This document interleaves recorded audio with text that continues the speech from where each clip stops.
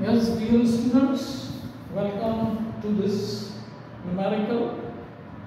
This numerical which is based on the alternating current and machines. Question is like this: a 44 millihenry inductor is connected to a 220 volt 50 hertz AC supply. Determine the RMS value of current in the circuit. अब यहाँ पर देखें, आप जब भी questions को read करते हैं तो एक बार और रीड कर रहे हैं तो आपको क्लियर हो जाएगा। इंडक्टर की वैल्यू दी हुई है, सप्लाई दिया हुआ है, फ्रीक्वेंसी भी दी हुई है and it is also given that RMS value of current आपको कैलकुलेट करना है। तो जो कैलकुलेट करना है उसको पहले लिख लें कि आईआरएमएस हमको कैलकुलेट करना है, क्वेश्चन मार्क लगाना है। फिर सप्लाई दी हुई है, V इज इक्वल टू आपको 220 वोल्ट दिया हुआ है। अब यहाँ पर इंडक्टर दिया हुआ है, inductor is equal to 44 milli Henry.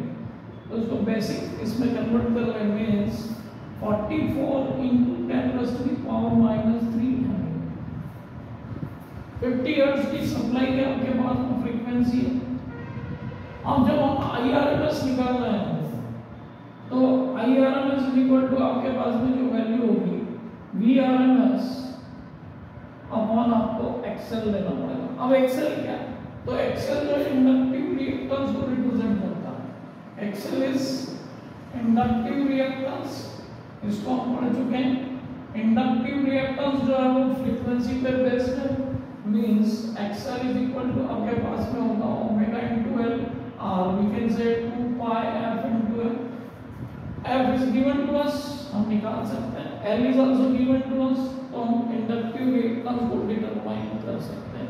क्योंकि यहाँ हमारी रिक्वायरमेंट क्या है, यहाँ पे वीआरएमएस तो दिया हुआ है, एक्सएल आपको निकालना पड़ेगा। You have to determine XL. तो for determining XL you need 2 into pi into f into l. f is given to us, l is also given to us. तो यहाँ पर हम देखें तो 2 into pi f is 50, inductor आपको देगा 44 into 10 raised to the power minus 3।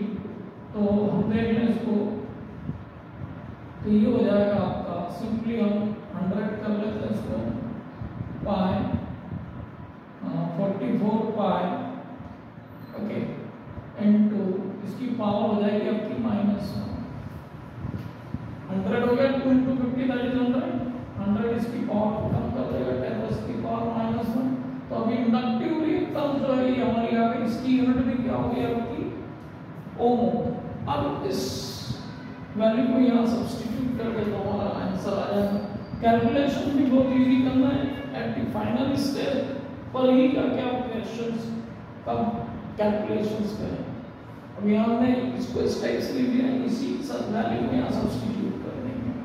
तो VRMS 220 है आपके पास,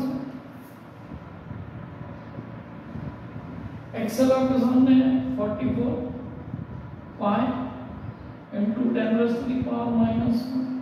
अब देखो सिंप्लीफिकेशन कितना आसान हो गया, 220 ये आपका 10 न्यूमरेटर में चला जाएगा, 44 आ गया आपका, 22 और ले सकते हैं आप, इनटू 7 लिख सकते हैं।